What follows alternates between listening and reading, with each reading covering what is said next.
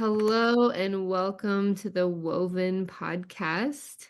I am so excited to be with my friend Chancy, and we are both massage therapists, but I'm going to give Chancy an opportunity to introduce herself. Thanks for being here. Yeah, thanks for having me. Yep, like Sarah said, I am Chancy and I am a barefoot massage therapist. I met Sarah through instructor training. We both teach barefoot massage to massage therapists. And I own my own business with my business partner, and we have just, yeah, kind of moved into a new space and are expanding our business, and it's been really exciting and fun. And so Sarah's kind of she caught me at the beginning of all of that crazy growth and just being kind of an inspiration for how I can take my work in different directions, especially with like the somatic stuff that you do, and coming at it from more of a nervous system and holistic, full body, all the bodies, mind, body, spirit perspective. So, yeah. Yeah, that's great. One of the things that I think is so unique and interesting about your business setup is that you have a business partner. Many massage therapists don't have a business partner, and that's always an interesting, you got to learn how to kind of give and take where it's appropriate. And I'm sure and you don't have to go into this at all, but like, I'm sure you've had your fill of challenging moments because you can't necessarily just make every single choice by yourself. Yeah.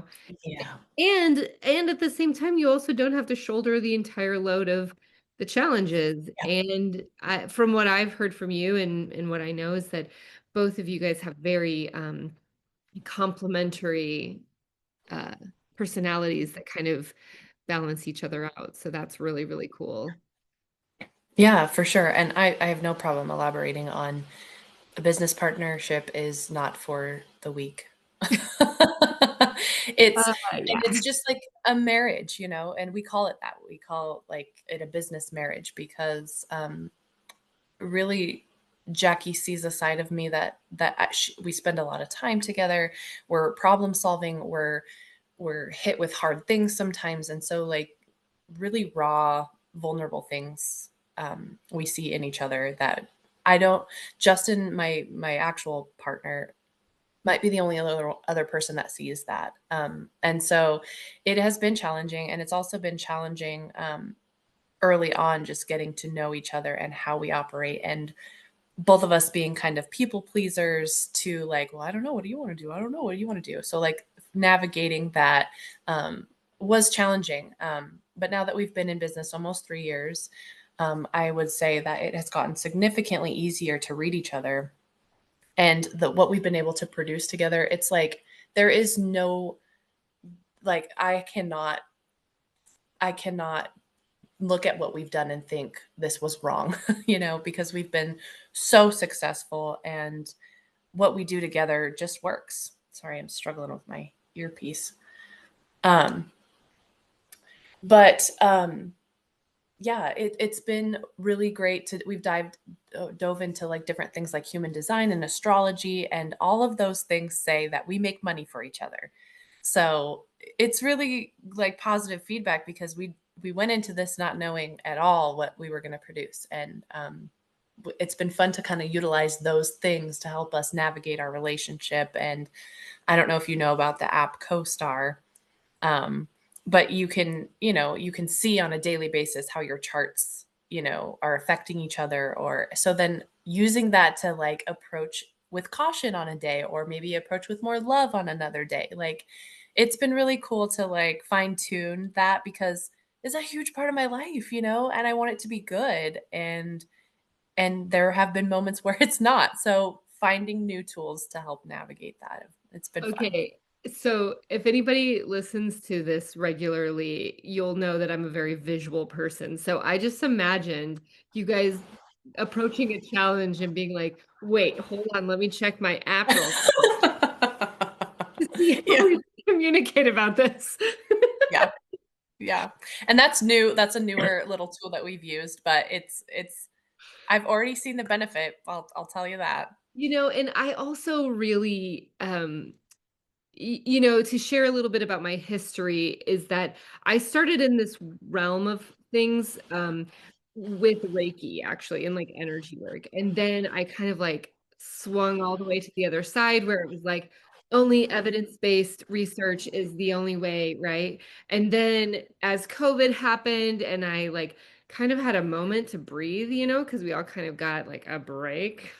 Um, I felt like I was allowed to, like, sort of soften a bit and see where, like, we can actually have both sides of those things. Like, I still really love science, but now I also have been allowing, which I would go to say that there was some trauma responses in there, right, that caused that. But, now I've been able to kind of allow for more, nuance and more, like, space for some of those more wooey things and knowing when to utilize them and when to like Yeah. not utilize them, right? And what I love about being in this space again is there's definitely some toxic spaces, right? Like there's some toxic spirituality, toxic positivity, all that. Absolutely. But what I've also been kind of dabbling in and what you're kind of talking about here too is like I'm really seeing that the spiritual or the, like, more energetic or softer sides of things are still like, but how do we make money? And, like, how do we be profitable and how do we be successful? And I think that's really important because there used to be this and there still is, right? This notion that, like, the healer is, like, the broke artist too. And I feel like what a world we could be, um architecting, right, or creating that we can be spiritual and healers and science and evidence and profitable.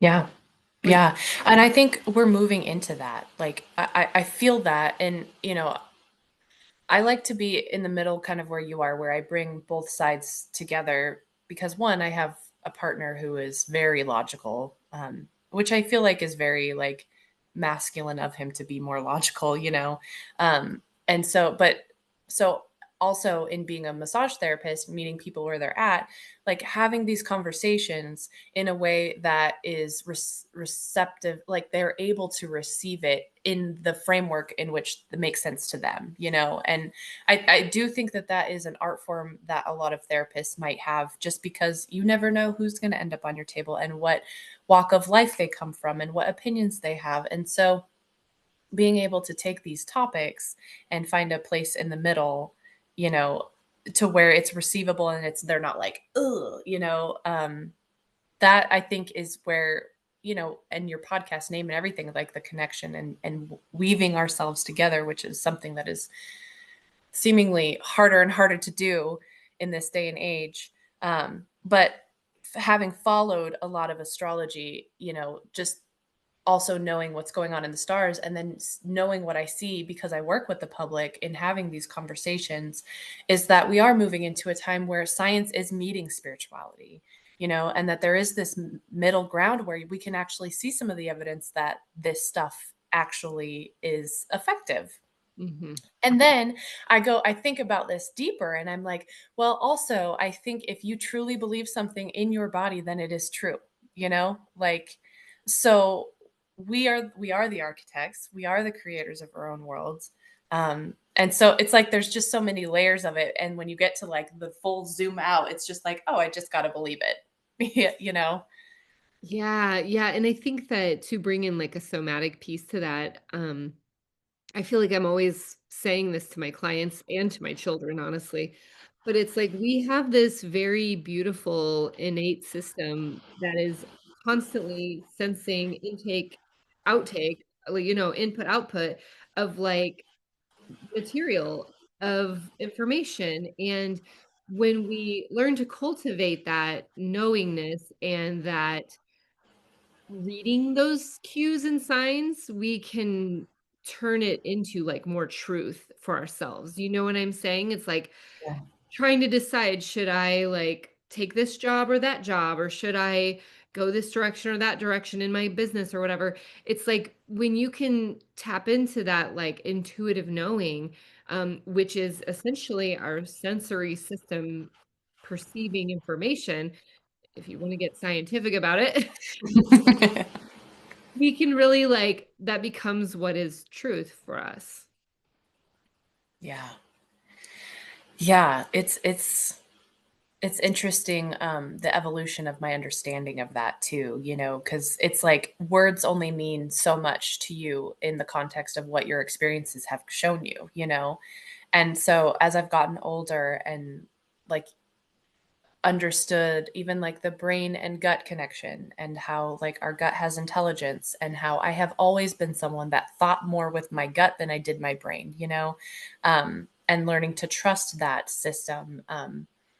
You know, and then you can go into the rabbit hole of like all the foods poisoning us so that we're missing that connection and that we're not actually tapping into our intuition and really just writing that rhythm or that flow that we were designed to be in, which will, in my opinion, lead you to everything that you ever were designed to want or, you know, the life that you wanted from a very young age or the dreams that you had. I think all of that's very possible, but we're just so misaligned and poisoned in our gut and poisoned in our mind and you know, and there are even more rabbit holes of whether that's intentional or not, you know.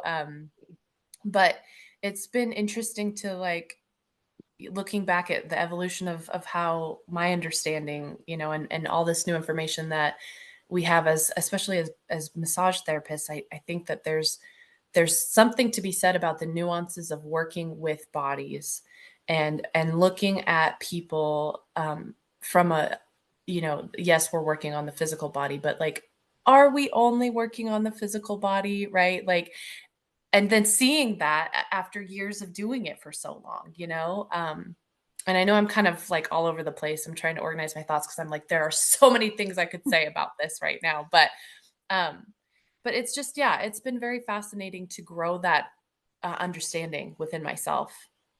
Well, it's a very like what is the right word? Um it's like it's very simplifying to say that we only work with bodies. You know, and simplifying in like kind of a disrespectful way. It's like Yeah.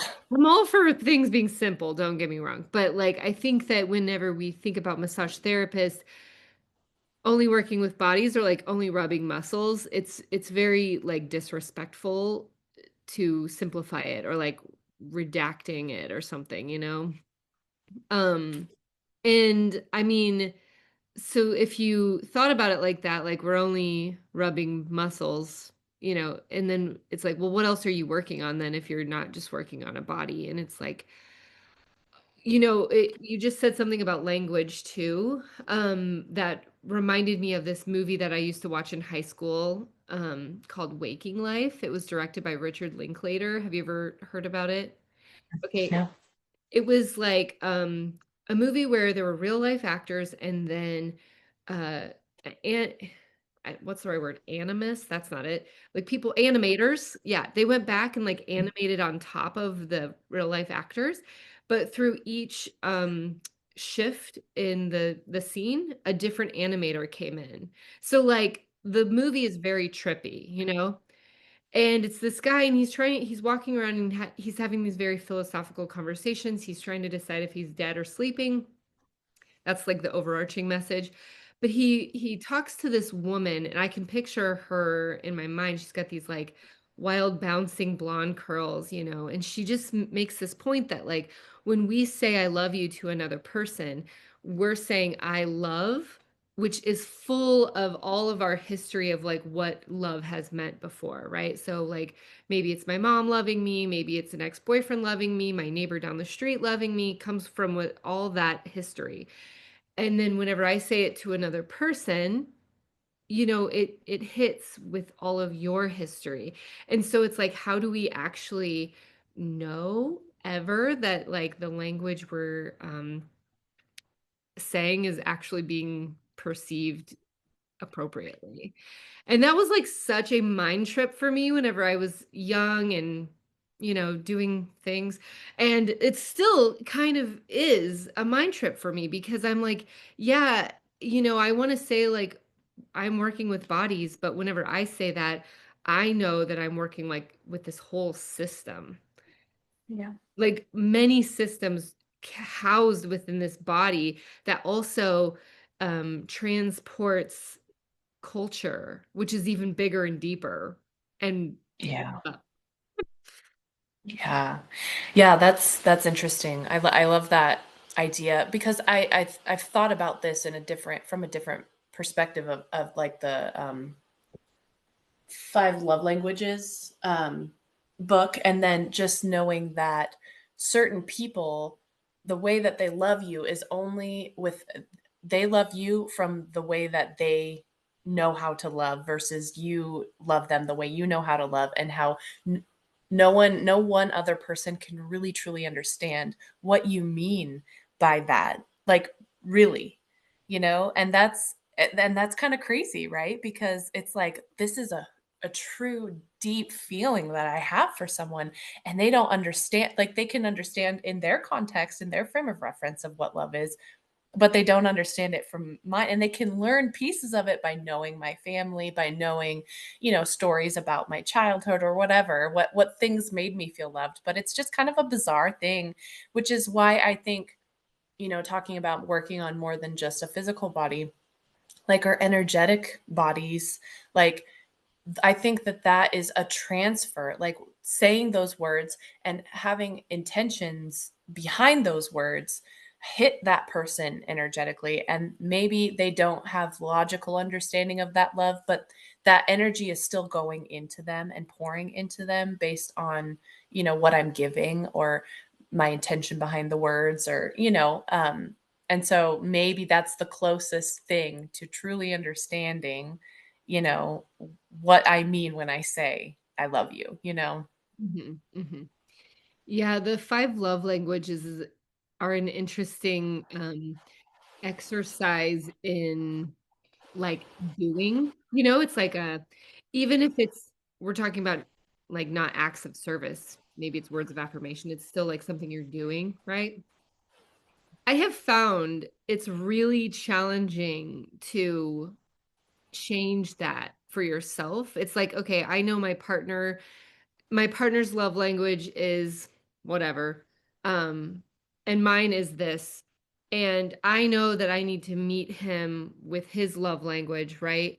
It's like really, really challenging for me to like edit that. Yeah. Yeah, 1,000%. It's like, no, I Justin can't is like words of affirmation. Like, of course I want to tell you something, and yeah, that, like, that doesn't mean the same thing to him? yeah. Well, it's hard for us to understand that because it's we put so much value on it for ourselves. And yeah, it's like I love acts of service. Like, thank you so much for doing that. But like when I feel really loved by you is when you tell me I'm beautiful and you love me, Like, so it's yeah, it's been challenging to navigate that. And men are very teachable. If most men, if they really do care for you and want to be with you, they are teachable. But there is this part of me that's like, oh, it feels kind of yucky because I told you to do it. Like, but I think that we're just designed very differently, and coming from such different backgrounds and different experiences being loved by our parents, it's never, I don't think it's ever going to be, just an easy sync up situation. And Yeah. not to bring astrology back into it, but if you're familiar with the term of twin flames are like, soul match, like soulmate, a level that's just crazy. Like it's your one person you were meant to do life with on the earth or whatever. And I've never really totally bought that just because how many human beings are on this planet? And like if I were a military brat, like I'd be moving around all the time as a kid, and who knows what country I'd end up with, end up in, and who I'd be meeting. So like the idea of that is, it was just kind of like, I don't know about that. But when I talked a little bit deeper with a gal that is excellent, does excellent astrology stuff, locally, she talked about how it's like twin flame relationships aren't easy. Like there's this idea that like, like if you are with a person that you're just supposed to be with and it's great and it's beautiful and it's excellent, it's not easy. Like it doesn't mean that your road to being together is easy. Like you could come together in your 60s and still be twin flames, like so when we talk about like how we love each other, I think that that's another layer of it. It's just like you could be really compatible with this person and it's still hard. Like Yeah, absolutely. I also think about like romantic love versus like friendship love and how sometimes that is both easy and hard and there's like a compatibility piece to it and also there's a bit of like what like fate destiny that's like I need to be with this person even if it's not like romantic love. Like I have friends in my life that I'm like, "Oh, I'm meant to be with this person because I'm learning something either about myself or how to be with other people." That's maybe it's easy and maybe it's challenging, you know? yeah. Yeah. Yeah, it's hard to go down that rabbit hole because then you can get all sorts of anxious thinking about all the possibilities that there could be, the what ifs.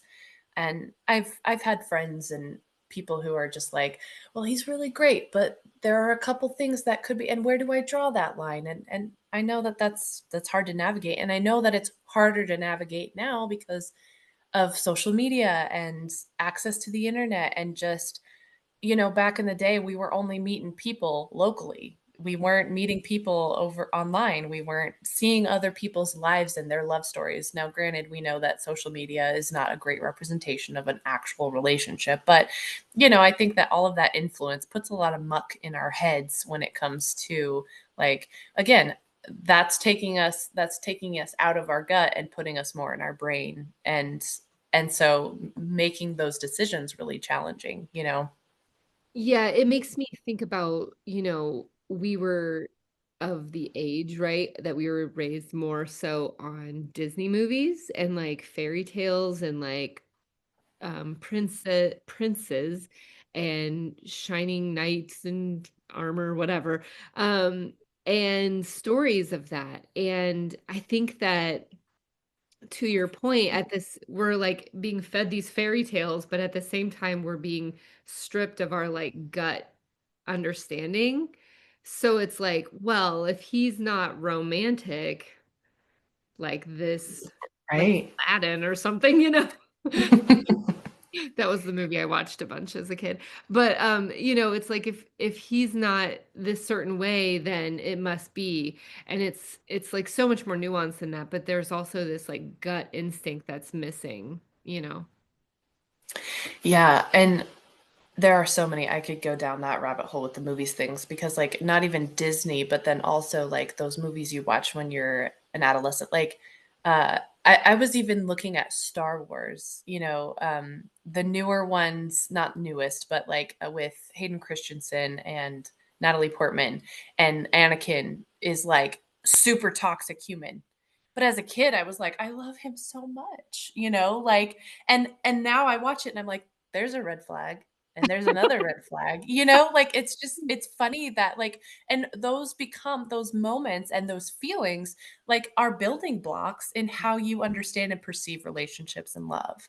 Mhm. And yeah, it's pretty funny to look back at some of those things and go, wow, I I I was indoctrinated in a very interesting way. Like, Well, and I also think it's really important not to throw the baby out with the bathwater, right? Like fairy tales very much hold an important role in the human experience, right? Like we're storytellers by nature. It's important to tell the stories. And I think it's also important to discuss what the stories mean, right? So if we're hearing fairy tales, Disney movies, other movies, I mean, and as someone who's raising children, I'm very cognizant of this, of like, what are they actually watching and representing? Right now, they're really into the K-pop Demon Hunters on Netflix. I don't know if you've seen it. Highly recommend the movie. Okay, go watch it. It's so good. The music is Okay. just, like, exceptional. Okay. But there's a lot of opportunities to be like, "Well, what do you think about why is this happening?" Rather than just, like, putting it up there and, like, walking away. I also think, messaging to women is way different, or we receive that messaging way differently than men do too. Even though men, boys, they all need stories as well, absolutely. We all need stories. Um, but the question is, like, how are we processing the story? Yeah.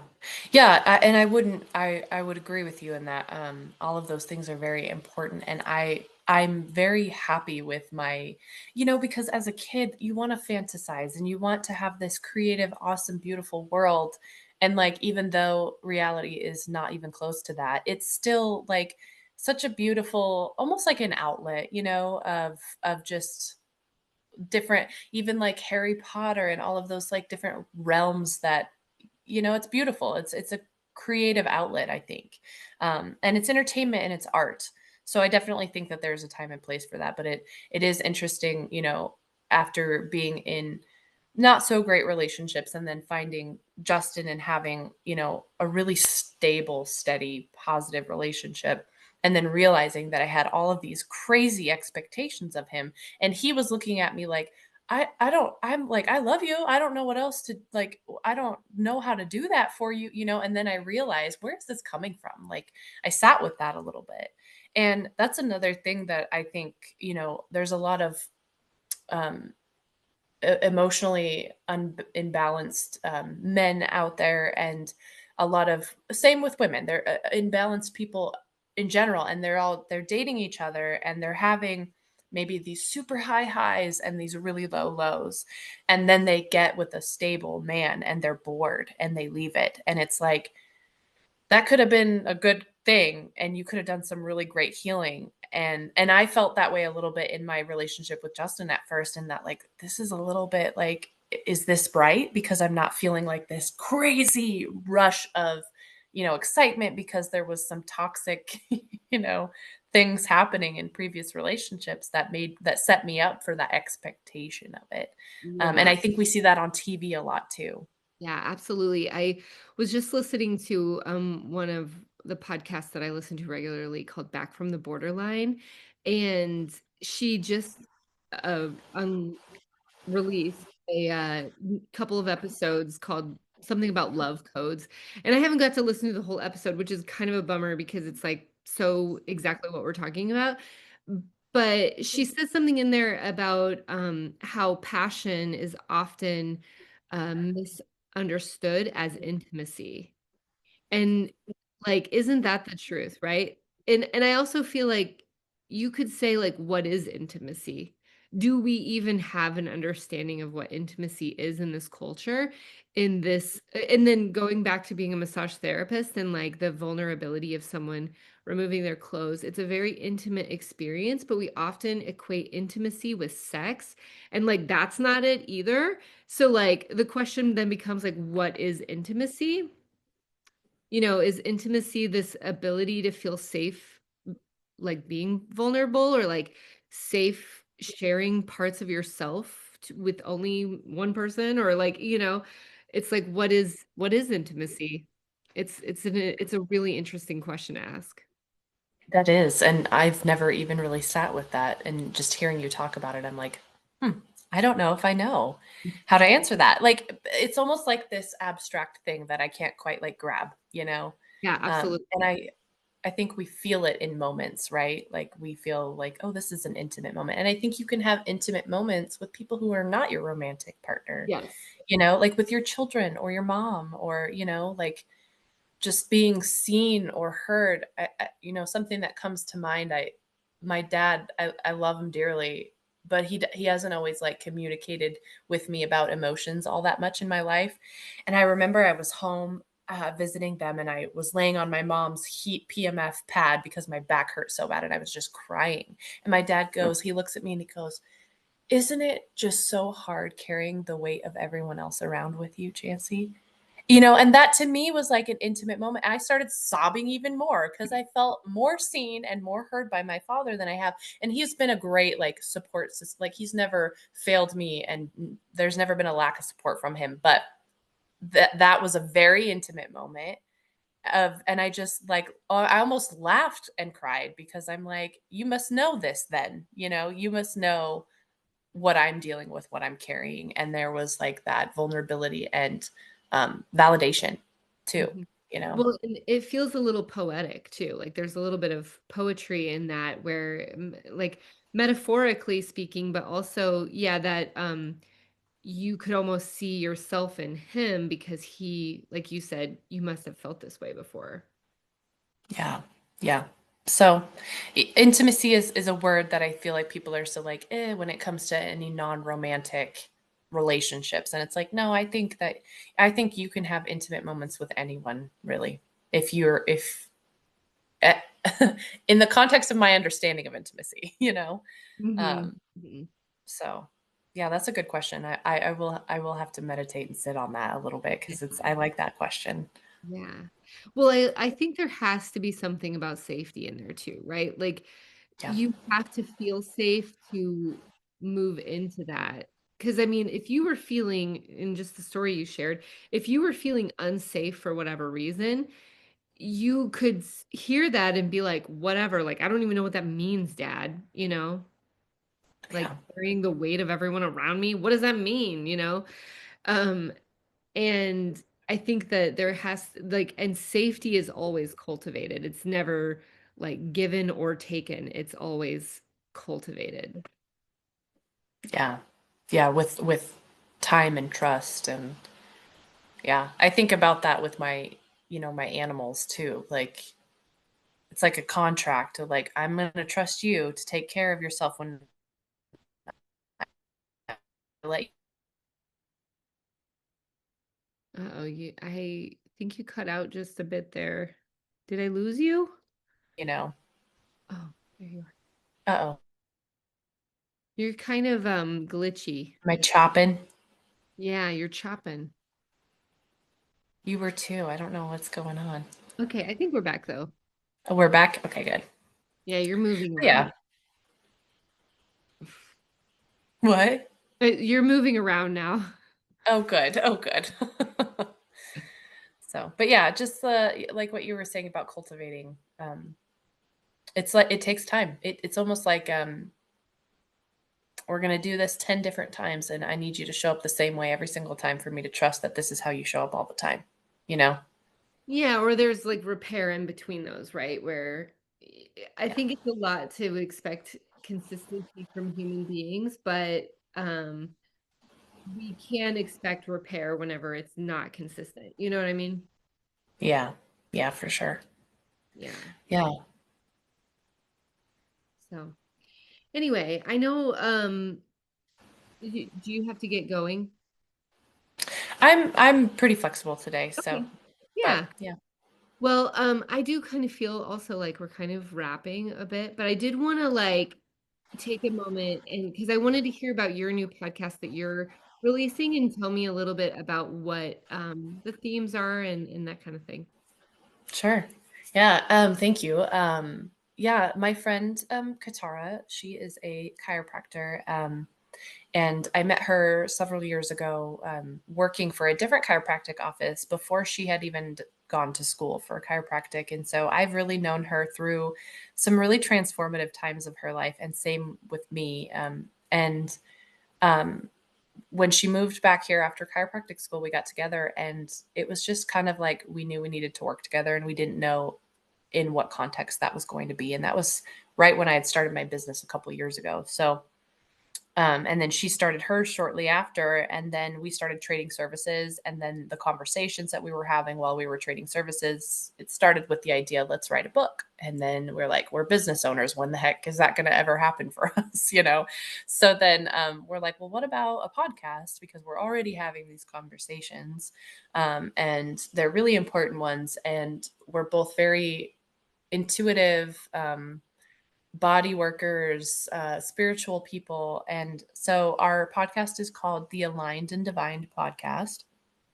And we're basically, I mean, nothing's really off the table. I mean, we're talking about all sorts of things, and we try, like what we talked about at the beginning of this podcast episode is just like bringing spirituality and science, and meeting people where they're at, and not we're not necessarily super woo woo or super scientific. We're just humans navigating spiritual growth and connection. And so that's kind of the premise, and the topics will vary from, how our parents raised us and how that impacted us versus, being in really positive relationships, and how our path, to our journey to healing our divine feminine, you know, has it's just little different topics like that. So that's kind of, and we're just in our infancy. We've recorded 2 episodes, um, and we're on all the things, YouTube, Spotify, Apple, all those things. And we're just hoping to grow ourselves and our friendship through it. And that's kind of the first goal. And the second, like the kind of afterthought, is just, well, maybe other people would enjoy these conversations and gain something from it. So, Mhm. Yeah, I think that it sounds to me like you guys are asking big questions and kind of meandering through the question and answer process to see where you both kind of land together. yeah. Yeah. And I love her dearly. And so, if at the very least, it's just, I get to spend Right. hours with my friend. Yeah. So, That's lovely. Yeah, and you get like a little glimpse into I mean, I don't have this experience. Well, I mean, maybe I do and I don't realize it, but like I don't have the experience of having like um challenging female friendships, but I know other women do. Um and I think it could be really interesting to just view and witness two women talking that don't have that issue. You know what I'm saying? yeah. It's Yeah, like for that sure. that fact in and of itself could be healing. It's just like, oh, here's two women talking about things they care about in a way that's like transformative and not yucky. Yeah. Yeah, and I would say that, like, I used to be a little bit more like that, one of those women who I didn't necessarily have a hard time having friends, but having like a deep, vulnerable, true connection with a friend, and like showing up as I am, and not feeling like I needed to put on a show or entertain, or and so part of this podcast is definitely healing a piece of that within me. And that's actually a great episode topic. Thank you for the vicariously just implementing that into our podcast, because that's good. That's great. Yeah. Yeah, I've always loved having women friends even whenever I was a kid. But there was a time whenever I went through a period of like I was the guy's friend, like I was the guy's girl. I was like, yeah, let's go hang out. It's cool. Like, and I realized later on, looking back at that time, it was like, ooh, that was not me being true to myself, and then I really started to cultivate actually, ever since I moved to where I am now is like I remember being like, "Wow, all my friends are women. Like, this is really amazing." I have, like, no guy friends. I mean, people, acquaintances or whatever, but nothing like in the past. And I remember just feeling like, "Oh, this feels good and right," you know? And I know that there's a lot of other women who don't have that experience, and, um that's like it's sad. I mean, we need everybody. We need it all, we need guy friends too, and we need women friends, but we just need friendship, right? Connection to humans. Like that's really Yeah. important for our species survival. Yeah. Well, and I'm sure, I mean, when it comes to women, I think that being that we are able to give birth and bring life into the world, I think that that means that we have a connection to sort, like we have a portal, we have a, and so that makes us a little bit witchy, a little bit more intuitive. And I think that when we separate ourselves from each other, we're not tapping into that as much. And even like, the, what is it called? The red tent. Mm, I'm sure you've heard of that, where like women went and bled together. Like there's just something so like I don't know, it just feels so warm and validating just to think about like how we're all just struggling in very similar ways, you Yeah. know, and we can validate each other and be there for each other and support each other because men they like my Justin he feels so bad for me when I'm on my period and just is like super sympathetic, but he doesn't know, you know what Yeah. I mean? Like and Can so it's really validating. I wanna tell you about my birthday this year if I can. Yeah. So, I turned 40 this year, and my friends, got me a hotel in one of the art museums downtown, and so there's, like, an art gallery in the museum, it's so cool. I'd never stayed there before, and it just happened to fall on day 1 of my cycle, and we had the most epic mocktail bar, the most epic snack, just, like, snacks everywhere, you know? And it was so great because, like, it was just me and, like, 4 of my best friends. There was some friends missing because they couldn't make it, but, like, 4 of some of my best friends, you know, and I we went to the pool and all this stuff, but I was able to just, like, bleed. And it was like, I bled on towels, I bled sheets, I didn't like, you know, we were changing clothes and, like, going to the pool and stuff like that, you know, it was just like and there was this like, "Oh, girl, that sucks, like, here's another towel." There was no like, "Oh, no, like, how what does this mean about your life?" It was just like, "Oh god, that sucks, here's another towel." You know?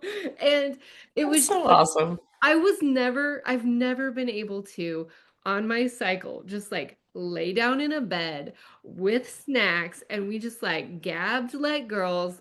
I mean, we had, like, art projects, we had sticker books and journals. It was just like, it was like the most Your ep dream. it was beautiful. It was so beautiful. Highly recommend for anyone. Yeah. It doesn't even have to be Well, just like, let's do it felt just very do it. Red Tent-ish, you know? It was Yeah. like, we're all just I wish we were all bleeding together, but it was just me, and that's fine. But it's like, "Oh, I get it. I get it." Yeah. Well, and I think, like, that's kind of a cool thing to be, you know, especially on your 40th, like, bleeding on your 40th. Am I choppy again? You were, but you're I good think I now. was choppy for a second. I'm back. Okay. But like, you know, like 40 is it's like it's kind of a milestone birthday and, you know, you're getting older like and then still having this like relationship with like your cycle and like being able to just I don't know, that's just such a beautiful that adds such a beautiful element to celebrating, you know? Mhm. Yeah, one of my, teacher mentors talks about menopause and, um, what she says is like, "I just now am starting to understand this cycle, and now it's gonna go away," and she was really talking about the grief of that, and I that hit me really hard, because when we were growing up, there was, like, this message, like, "Oh, periods are the worst thing ever," and, like, "Don't ever let anyone know you're bleeding," and, that sort of thing, and it was I get it, but also, like, being able to be so free about it and understand the cycle that you're in, it's like, now it's become like a friend of mine where it's like, "Oh, here we go, we're about to bleed, we're about to purge everything that's no longer working for us, like, bring that on, okay?"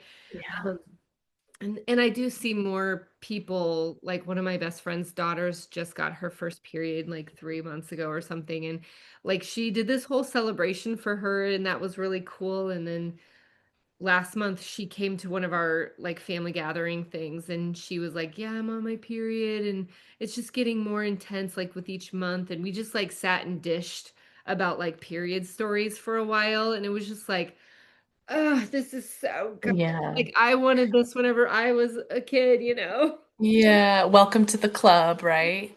Yeah, Yeah. exactly. Yeah. That's very sweet. Yeah.